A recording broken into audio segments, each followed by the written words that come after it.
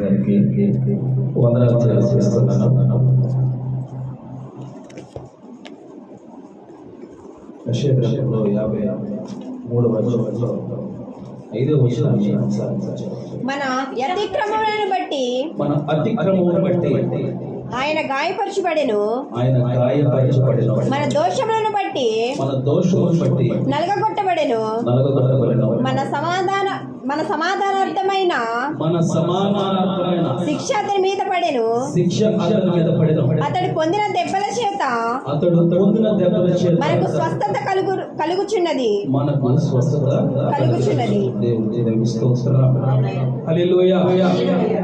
ప్రవక్తలు యేసుక్రీస్తు ప్రభుల వారి గురించి అనేక ప్రవచనాలు ముందుగానే రాయబడే దానిలో యెషయా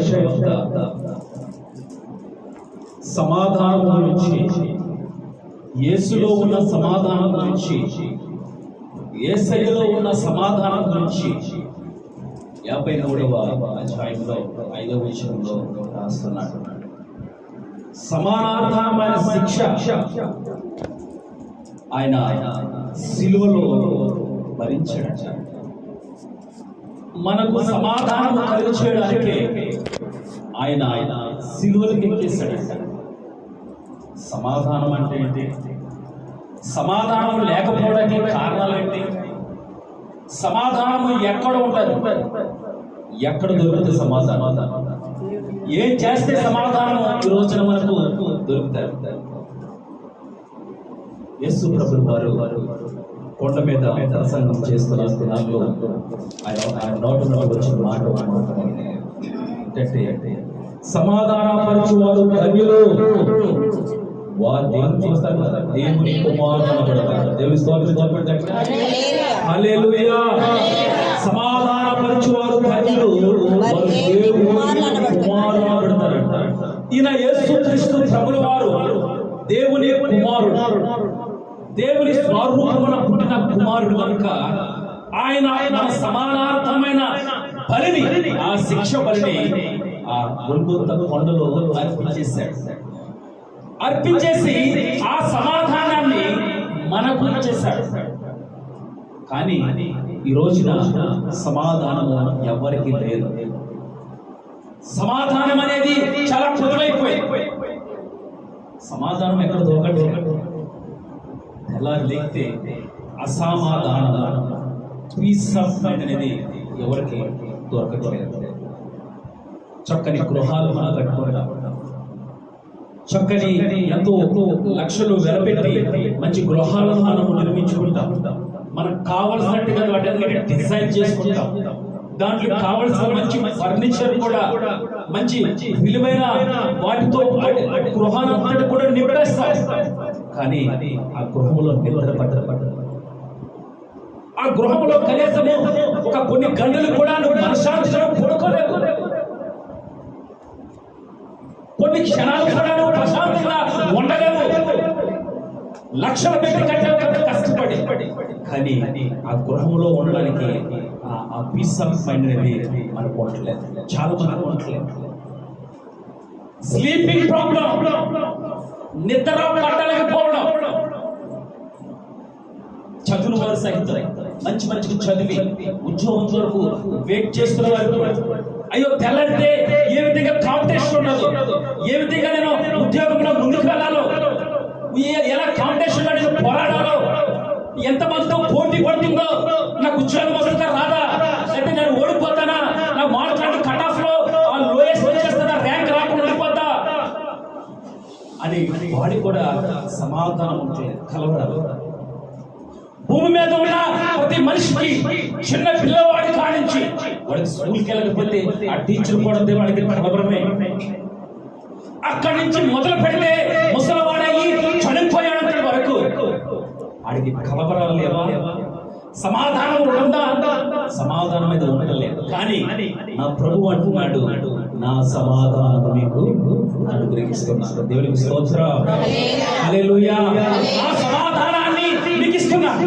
ఎందుకంటే సమాధానార్థమైన శిక్షను నేను సిలువలో భరించున్నాను. అసలు సమాధానం లేకపోయే కారణం ఏంటంటే పాపము. మొదటిది ఏంటండి? పాపము చేత పట్టబడిన స్త్రీ, పాపము చేత పట్టబడిన స్త్రీ ఆయన ఎదురు తీసుకొచ్చాడు.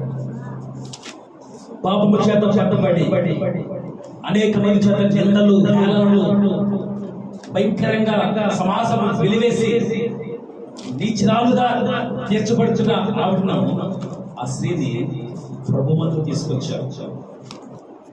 ప్రభు ముందు తీసుకొచ్చి ఆ పెద్దలందరూ అంటున్నారు, సమాజపు అధికారులు అంటున్నారు, మనకిచ్చిన మోసే ధర్మశాస్త్రం ఏం చెప్తుందంటే ఈ స్త్రీని, ఇలాంటి వారిని జనాల్లో ఉండడానికి వెళ్ళలేదు, మనము రాళ్లతో కొట్టి చంపాలి. చిన్న బిడ్డలు మొదలుకొని వృద్ధులు, పెద్దల వారి వరకు ఈ విధంగా ఉన్న వారిని రాళ్లతో హింసించి కొట్టేదని ధర్మశాస్త్రం చెబుతుంది. కనుక అదిగో నువ్వు బోధకుడు అంటున్నారు, ప్రవక్త అంటున్నారు, నువ్వు ఏదో గొప్పవాడు అంటారు, నీ ఎదురు తీసుకొచ్చావు, నువ్వేం చేస్తావో చూడు బోధకుడా, రబ్బీ నువ్వేం చేస్తావో, ఇవిడికి ఏ శిక్ష విధిస్తావో నీ విధించని ఆయన ముందు పెట్టినప్పుడు యేసు ప్రభువు వారు ఆ తల్లి, ఆ స్త్రీ చూసి, ఆ బిడ్డ చూసి, అమ్మా ఇది ఎవరైనా నేను శిక్షించారా? లేదు, నన్ను ఎవరు శిక్షించలేదు, నన్ను ఎవరు కూడా శిక్షించలేదు అంటే నేనంటాడు, అమ్మా నేను కూడా శిక్షించాను, నేను కూడా నేను శిక్షించను. ఇంతకాలం నీకు సమాధానం లేదు, ఇంతకాలం నీకు కలవరాలే, ఇంతకాలం నీకు ఏ సమాధానం లేదు. బిడ్డలు విడిచిపెట్టుకుని, భర్తలు విడిచిపెట్టుకుని, ఈ కుటుంబాన్ని విడిచిపెట్టుకుని నీ ఇష్టానుసారంగా నువ్వు జీవిస్తూ దేవునికి శాపగ్రస్తురాలుగా జీవిస్తున్నావు. పాపము నీలో ఉండక ఆ పాపము నిన్ను పట్టుకుంటుంది, పాపము నిన్ను పట్టుకుంటుంది. ఆ పాపము పట్టుకుని ఈ రోజు పరిశుద్ధుడి దగ్గర తీసుకొచ్చింది. నేను పాపాన్ని శిక్షించేవాడిని కాదు, పాపము చేసిన వారిని అనగదొక్కేవాడిని కాదు, వాళ్ళని పాడు చేసేవాడిని కాదు, వాళ్ళని పవిత్రపరిచి ఇదిగో నా చేతులతో వారిని నేను తీసుకునేవాడిని. దేవునికి స్తోత్రం, హల్లెలూయా. ఎందుకంటే నేను ఈ లోకానికి వచ్చింది పాపానికి శిక్ష విధించడానికి కాదు, పాపము నుండి విడిపించడానికి. హల్లెలూయా. తనకు సమాధానం లేదని తెలిసిన యేసుక్రీస్తు ప్రభువు వారికి ఆయన సమాధానమును తనకు అనుగ్రహించాడు. పాపములోనే ఉండిపోతే, ఆనాడు పాపములోనే తప్పించుకుని తిరుగుతూ ఉంటే తన జీవితము సమాధానం లేక నాశనం అయిపోయింది.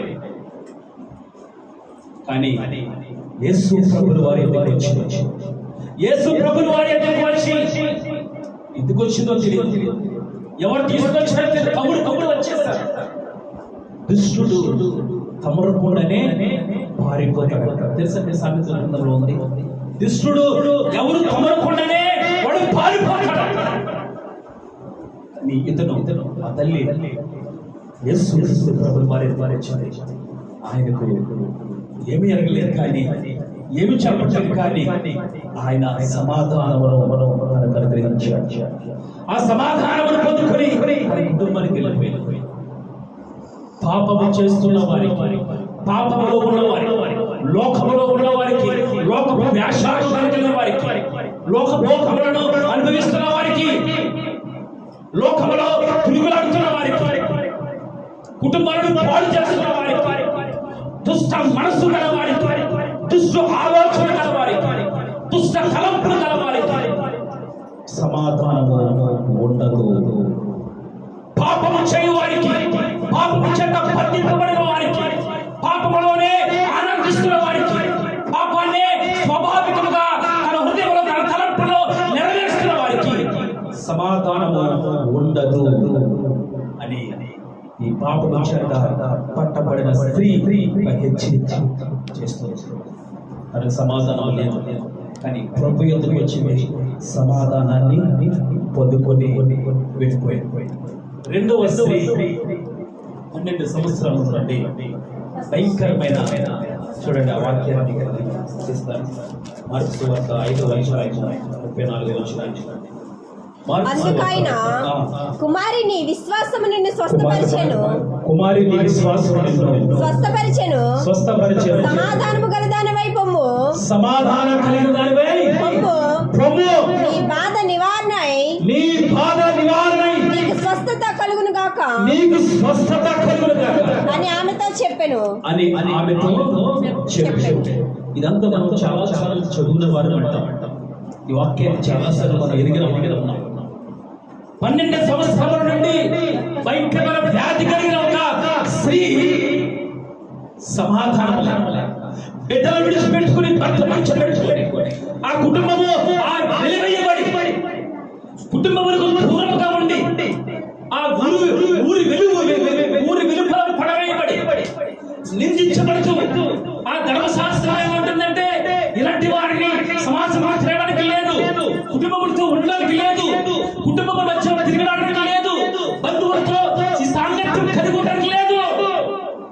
అందరి వారిని వెలివేయబడ్డారు.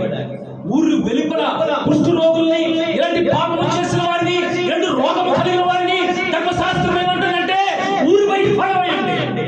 సమాజంలో తిరగడానికి లేదు, మనుషుల మధ్య ఉండడానికి లేదు, అందరిని ఊరు బయటే పడవేయాలి అని ధర్మశాస్త్రం అంటే నా ప్రభు అంటాడు ఆయన హక్కున చేర్చుకుంటాడు. ఆయన హక్కున చేర్చుకునేవాడు. ఆయన హక్కున చేర్చుకునేవాడు.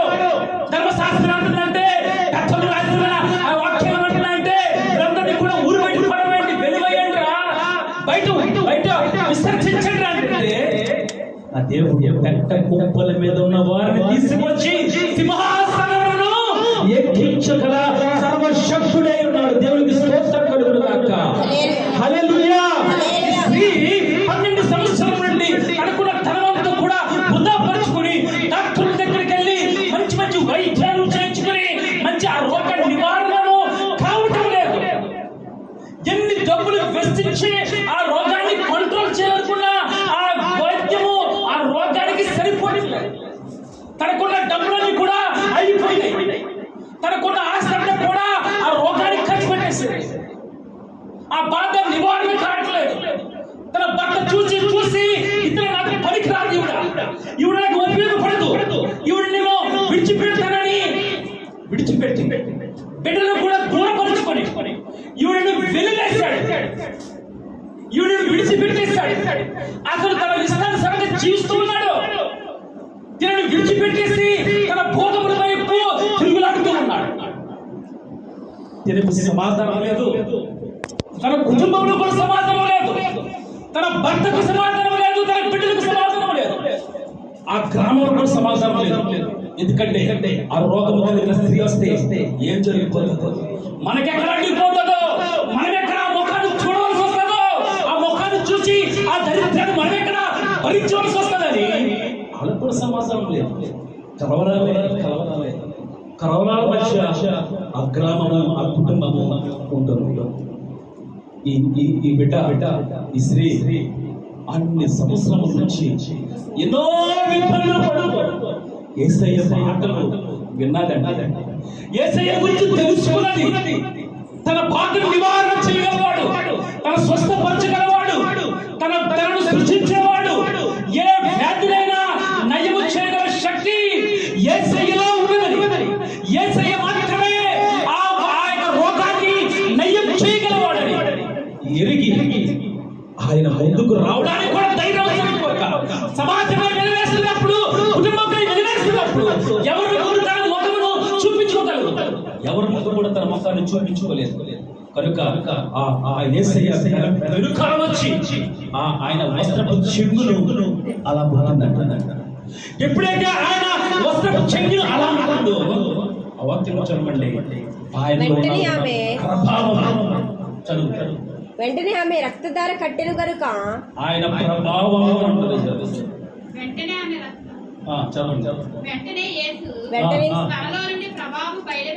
తనలో నుండి ప్రభావం బయలువెళ్ళినని తనలో తాను గ్రహించి జన సమూహం వైపు చూచి నా వస్త్రమును ముట్టిన వారెవరు? ఆయన శిష్యులు జన సమూహము నీ మీద పడుచున్నారు కనుక నన్ను ముట్టినదెవరని అడుగుచున్నవాడు. ఆ కార్యము చేసిన ఆమెను కనుగొనవలని ఆయన చుట్టూ చూస్తున్నాడు. ఆ స్త్రీ తన జరిగినది ఎరిగి భయపడి వణుకుచూ వచ్చి ఆయన సాగిలపడి ఎంతకాలం 12 సంవత్సరముల నుంచి జరిగిన ఈ బాధలన్నీ కూడా ఆమె ఆయన చెప్పింది.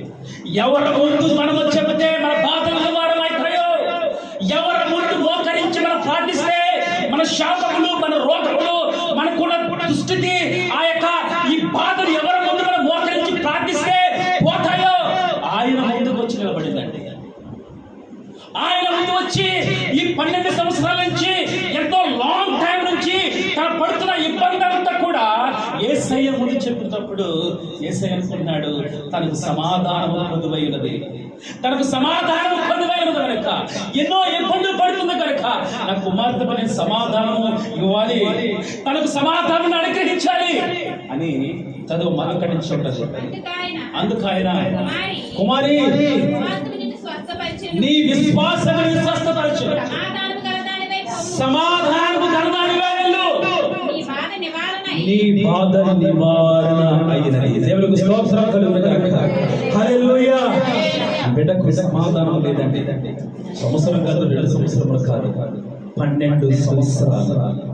12 సంవత్సరముల నుంచి కుటుంబములకు, గ్రామములకు, బిడ్డలకు, భర్తకు, ఆయన వాళ్ళకి, బంధువులకు దూరమై రహస్యంగా బ్రతుకుతున్న ఒక బిడ్డ సమాధానం లేక తిరుగులాడులాడు.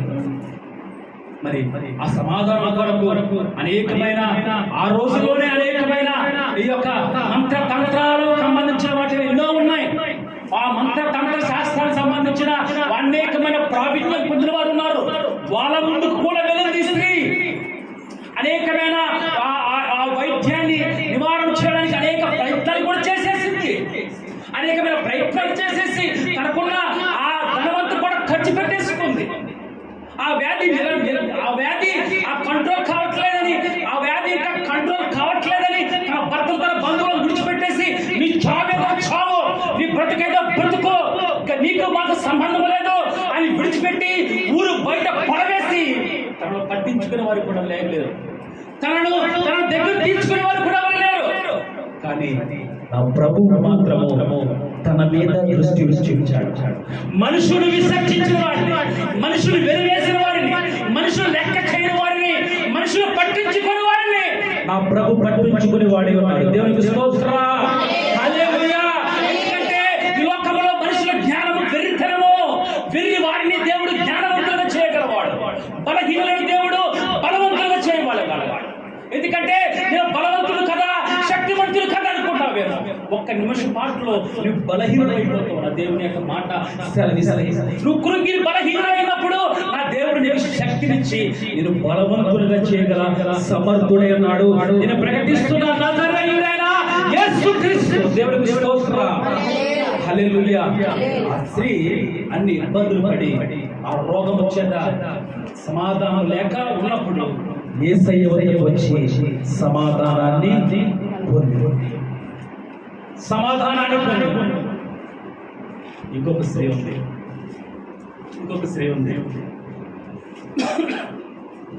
యేసు ప్రభుల వారిని ఒక మంచి అధికారి తన గృహానికి పిలుచుకున్నాడు. తీస్తలేదు. ఒక మంచి శ్రీమంతుడు, గొప్ప పేరున్నవాడు తన కుటుంబానికి పిలుచుకున్నాడు, తన ఇంట్లోకి ఆహ్వానించుకొని ఆయన ఎవరో తెలియదు కానీ ఒక బోధకుడు, లేకపోతే ఏదో ఒక సమాజ మందిరంలో బోధిస్తూ ధర్మశాస్త్రాన్ని మంచి మంచి కార్యాలను చేస్తున్న ఈ వ్యక్తిని మన ఇంటికి పిలిపించుకుంటే మనకు ఏదో మంచి జరుగుతుందని ఎరిగి తనను తన ఇంటికి పిలుచుకున్నాడు. తన ఇంటికి పిలుచుకున్నప్పుడు తనను పిలుచుకున్నాడు, కానీ తనను కడుక్కోవడానికి నీరు లేదు, తుడుచుకోవడానికి పొట్టే లేదు. ఎందుకంటే అతను శ్రీమంతుడు, అంటే గొప్పవాడు, ప్రాముఖ్యత కలిగిన వాడు. ఆయనతో పాటు తన శిష్యులు కూడా తీసుకుని లోనికి వచ్చేసాడు. అయితే ఈ యొక్క శ్రీమంతుడు గొప్పవాడు ఏం చేస్తాడంటే ఈ పనుల మీద ఇతనికి ఏమి వండి పెట్టాలి, ఇతనికి ఏం చేయాలి, ఇతనికి ఎదురుతో పాటు కొంతమంది వచ్చారు కదా, ఇతనికి ఏం చేయపరచాలని ఈ బిజీలో ఉన్నాడు అతను. ఈలోపు రానై వచ్చింది ఎవరు? పాపాత్మురాలైన స్త్రీ. పాపాత్మురాలైన స్త్రీ వచ్చి ఆయన పాదాల యొక్క చేరి ఆ కన్నీరుతో తన పాదాలంతా కడిపేసి తన తల వెంట్రుకలతో తుడిచి చదవమా వాక్యం రిఫరెన్స్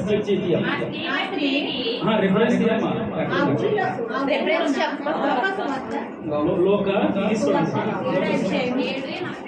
7:44 తీసుకున్నంత లోక సువార్త 7:44 చదవండి. ఆ స్త్రీ వైపు తిరిగి సీమోనుతో ఇట్లనెను, ఈ స్త్రీని చూచుచున్నానే, నేను నీ ఇంటిలోనికి రాగా నీవు నా పాదములకు నీళ్లియ్యలేదు గాని, ఈమె తన కన్నీళ్లతో నా పాదములను తడిపి తన తల వెంట్రుకలతో తుడిచెను. నీవు నన్ను ముద్దు పెట్టుకోలేదు కానీ నేను లోపలికి వచ్చినప్పటి నుండి ఈమె నా పాదములు ముద్దు పెట్టుకుంట మానలేదు. నీవు నూనెతో నా తల అంటలేదు కానీ ఈమె నా పాదములకు అత్తరు పూసెను. విస్తారముగా ప్రేమించెను గనుక ఆమె యొక్క విస్తార పాపములు క్షమింపబడినని నీతో చెప్పుచున్నాను. ఎవరికి కొంచెముగా క్షమింపబడును. 50 అందుకైన నీ విశ్వాసము నిన్ను రక్షించెను. సమాధానము గలదానవై వెళ్ళుమని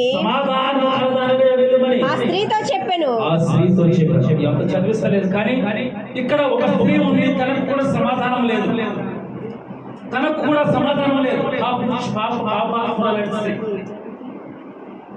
ఒక శ్రీమంతుడి ఇంటికి ఇతను ఆహ్వానించబడ్డాడు. ఆయనతో పాటు శిష్యులు వచ్చారు. ఈయనకు ఆ యేసు ప్రభుల వారికి కనీసం కాళ్ళు కడుక్కోవడానికి తుడిచిపోవడానికి ఏ వస్త్రం నీళ్ళు కూడా ఇవ్వలేదు.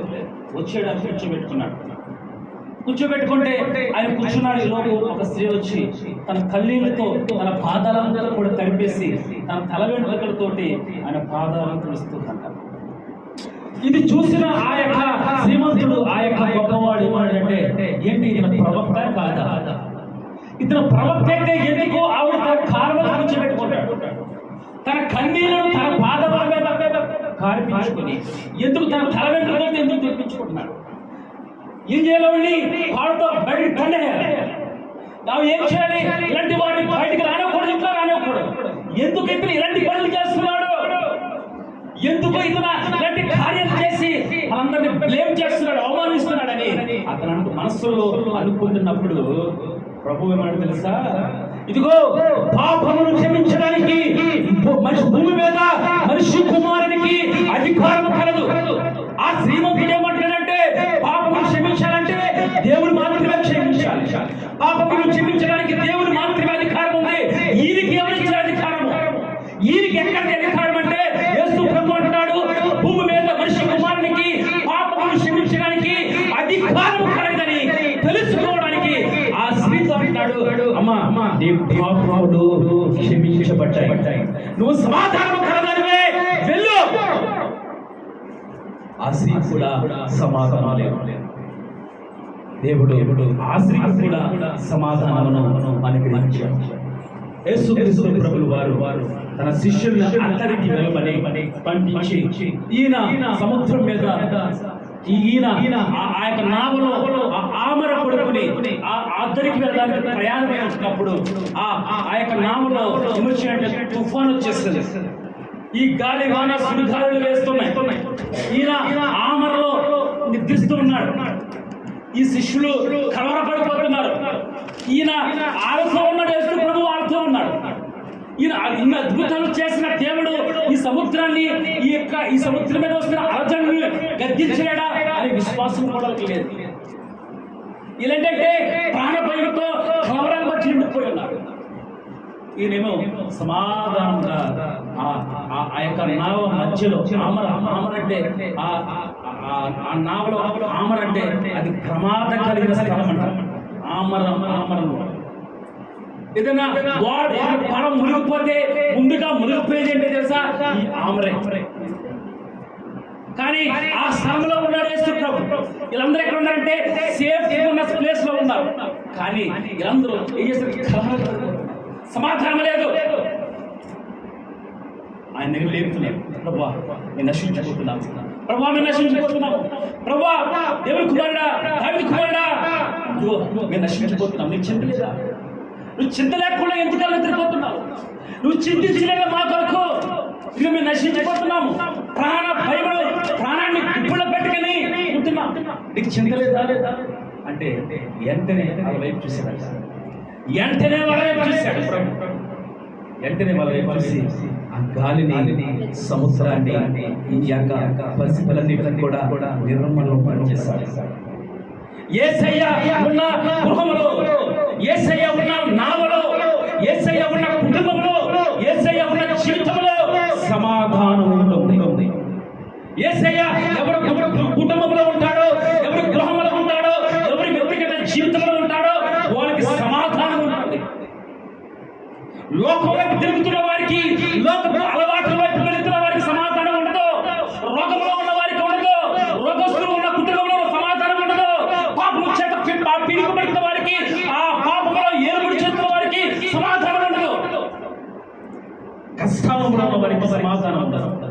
నష్టాల్లో ఉన్న వారికి సమాధానం ఉండదు. అప్పుల్లో ఉన్న సమాధానం ఉండదు. వేదనలో ఉన్న వారికి సమాధానం ఉండదు.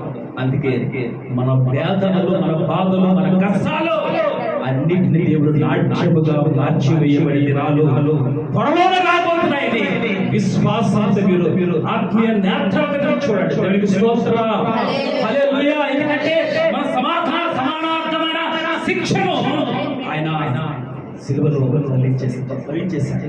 దీనికి సమాధానం ఇవ్వడానికి ఆయన నీతో ఉన్నాడు, నాతో ఉన్నాడు. ఆయన శిష్యులు ఒకసారి ఆయన చనిపోయిన తర్వాత ఆ 40 రోజులు ఆయన ఆరోహణము పరలోకమునికి వెళ్ళక ముందు ఒక గదిలో ఉండి విక్కివిక్కుమలాడుతున్నారు.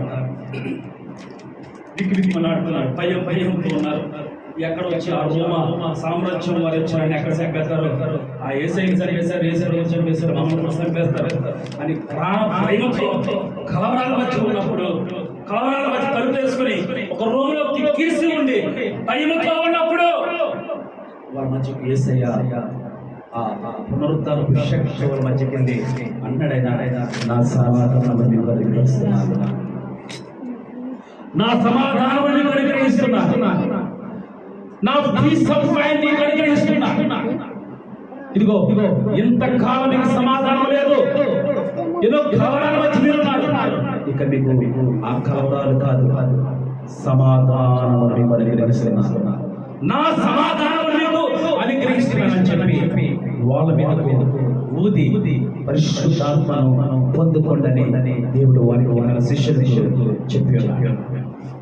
ఈ మాటలన్నీ నీవు పాపము చేత పాపంలో వారికి సమాధానం ఉండదు, రోగస్తులకి సమాధానం ఉండదు, రోగంలో ఉన్న కుటుంబానికి సమాధానం ఉండదు, కష్టాలు, నష్టాలు, బాధల్లో ఉన్నవారికి సమాధానం ఉండదు. యేసయ్యలో ఉన్న వారికి సమాధానం ఉంటుంది. యేసయ్య మన నావలో, మన కుటుంబంలో ఉన్న వారికి సమాధానం ఉంటుంది. నువ్వేం చేయాలి? ఆయన లేపాలి, ఆయన రైట్ చేయాలి. ప్రార్థనతో లేపాలి, విజ్ఞాపన లేపాలి. ఆ తట్టకుండానే మౌనముగా ఉంటే ఆ కెరటాలు ఆ సముద్రంలో వస్తున్న అలజడులు జీవితంలో కూడా వచ్చి నువ్వు ముంచి వేస్తాయి. అలా ముంచి వేయకుండా ఉండాలంటే నువ్వు నా ప్రభువుని లేపాలి. ఆయన శిష్యులు కూడా లేపాడు. ఆయన లేపారు. ఆ సముద్రం మీద ఆ పరిస్థితులన్నిటిని నిర్మలం పరిచేసి తన శిష్యులకి సమాధానం అనుగ్రహించేశారు. ఈ మాటలు నీవు నీ జీవితంలో సమాధానం లేకపోతే నా ప్రభు ఎదుటి సమాధానం ఉంది. ఎందుకంటే ఆయన సమాధానకర్త, సమాధానానికి అధిపతి, సమాధాన ప్రభు అయిన సమాధానమే ఆయన అనుగ్రహిస్తున్నాడు. ఆ సమాధానం లేకపోతే మన జీవితాలు కలవరాలు. దయచేసి మాటలు నీవు కలవరాలు ఉన్నావేమో, అలజడిలో ఉన్నావేమో, వేదనలో ఉన్నావేమో, కష్టాల్లో ఉన్నావు, రోగాల్లో ఉన్నావేమో, నాకైతే తెలియదు. ఈ వ్యాధిని స్వస్థపరచగల శక్తి యేసయ్యలో మాత్రమే ఉందని నేను ప్రకటిస్తున్నాను. ఏ వ్యాధిని నయించగల శక్తి నా ప్రభులో ఉంది. ఏ బ్రతుకునైనా, ఏ రోగినైనా, ఏ వేరునైనా శాసించగల అధికారం నా ప్రభులో ఉంది. ఆయన సర్వశక్తిమంతుడు, నిత్యుడు తండ్రి, ఆయనే దేవుడు. ఈ లోకానికి వచ్చిన నా నజరేయుడు యేసు ప్రభువు. ఆయన నీ జీవితాన్ని ఇంకా విప్లవంగా మార్చగలవాడు. నీ కన్నిటిని నాట్యంగా మార్చగలవాడు ఆయనే. నీ హృదయంలో సమాధానం లేకపోలేమో ఈ మాటలు నీకు నా ప్రభువు సమాధానమును అనుగ్రహించబోతున్నాడు కదా. ఇదిగో నువ్వు మోక్ష, ఇదిగో నీ సమాధానమైన శిక్ష ఆయన ఆ శిలువలో భరించేసాడు కనుక ఆయన సమాధానం కలిగిస్తున్నాడు కనుక ప్రభువా నాకు నీ సమాధానం కావాలని మోకరించినట్లయితే మా ప్రభు నీకు సమాధానాలను అనుగ్రహించబోతున్నాడు. అతను మోకరించడం ప్రార్థన